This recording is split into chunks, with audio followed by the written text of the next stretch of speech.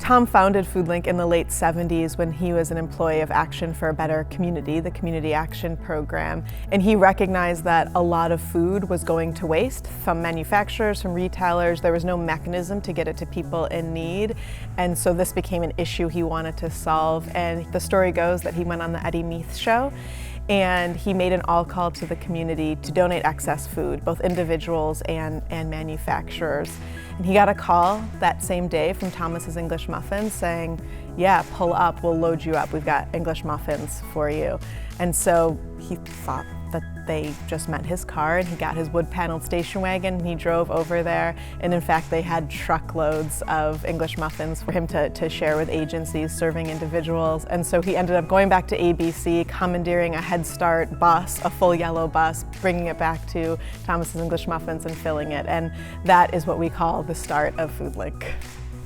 Tom came with the idea of picking up food from our stores and taking it to the food bank. We were already working with a church pantry and giving them bread, but his vision was much bigger than that, and so we worked together. And Tom came with the idea of a broader kind of relationship, and we said yes. And so we were joined at the hip for these many years. As we at Wegmans visited other food banks, and we always did that when we moved into a new market, it was evident the people in other food banks held FoodLink in very, very high esteem. And we always tried to pass along the admiration and to be grateful that others saw it as we did, that it really was an outstanding operation. Tom was really outspoken about hunger being a symptom of a much larger problem, that being poverty. And so he believed that food banks had a responsibility to create jobs and to invest in the economy. And that concept was really radical among food banks who primarily were focused on the charitable distribution of food. Tom knew that just simply distributing food would never end hunger. And so his entrepreneurial spirit led him to explore a whole host of things that other nonprofits might think were beyond the mission. He started a hydroponic farm.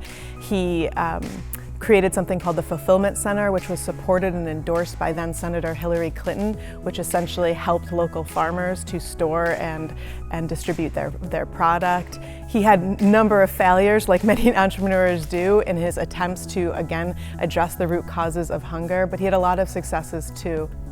One thing that I have always admired about Tom was attention to continuous improvement. He was constantly looking for ways to do things better.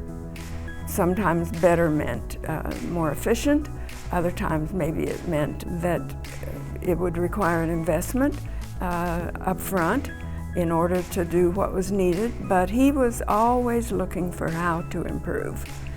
And so he was quick to identify the things that work and the things that don't, and then to move on to something better. One story that really embodies Tom's entrepreneurial spirit is how we came to have a sliced apple operation. Back in 2013, some partners of ours in Wayne County approached Tom because they had an apple conundrum on their hands. Here they were sitting in the second largest apple producing county in the nation, and yet the kids in Wayne County schools were eating apples from Washington State, which is just a sign of our broken food system.